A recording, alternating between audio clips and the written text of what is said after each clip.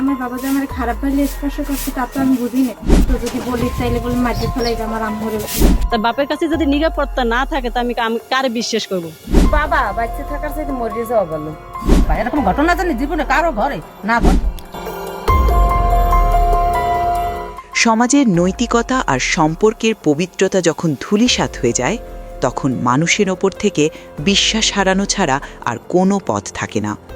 বরিশালে এমনই এক পৈশাচিক ঘটনার সাক্ষী হল দেশবাসী।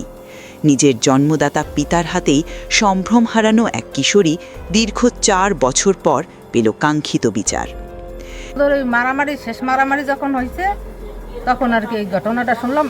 শোনার পর আমি এই জায়গায় আসার পর জিজ্ঞেস যে তোকে ঘরে কি নিয়ে বাজে। আমি সন্দেহ করছি যে ওর বাপ মা অনেক সুন্দরী, ওর বাবাও সুন্দর। তা মনে করছি যে ওর মায়ের নিয়ে বা ওর বাবার নিয়ে একটা ঘটনা ঘটছে।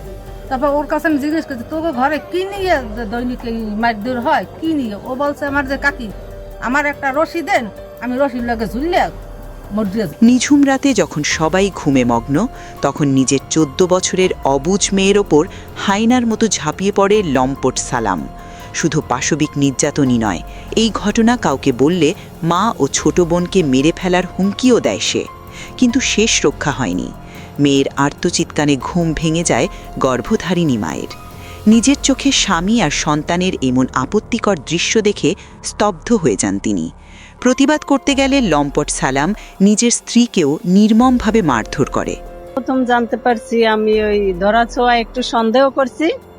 তারপর আমাকে বলছে যে তুই আমাকে সন্দেহ করো, তবে আমি তাগেরে রয়েছি যে ধরতে পারি কিনা কিছু, তবে ওই কুনজর থাকতে পারে বা আছে এরকমই কিছু হয় কিনা এরকম আমি জানতে করতে পারছি। এই কারণে আমি ধরতে পারছি, আমার হাতে নাতেই ধরা পড়ছে। আমি তখনই মানে সবার বললে দিছি বা করছি। মেয়ে বলে নাই, তবে মেয়ে নাকি বলছে যে আমি আম্মুর কাছে বলে দিন। বলছে তোর আম্মুর কাছে যদি বললে দাও তোর আম্মুরে আর তোর ছোট মারি ফেলামু, এই কইছে। এই জন্য মাইয়ে বলে নাই, তবে আমি নিজে একটু সন্দেহ করছি, কেমন যেন ধরা হয় আমার সন্দেহ হয়েছে। এই জন্য আমি টার্গেটে রয়েছি। এই তারপর মাইয়ের কাছে বলছি যে তুই আমাকে বললি না, কইছে আমি বলতে চাইছি কিন্তু আমি এই কারণে বলতে পারি না। কোনো মেয়েই চায় না যে মা বোনের একসাথে মৃত্যু হোক বা কেউ মারিয়ে ফেলে। এই ঘটনার পর লোকলজ্জার ভয়ে কিশোরী মেয়েটি এতটাই ভেঙে পড়েছিল যে সে আত্মহত্যার পথ বেছে নিতে চেয়েছিল। প্রতিবেশীদের কাছে সে আকুতি জানিয়েছিল একটুকরো দড়ির জন্য।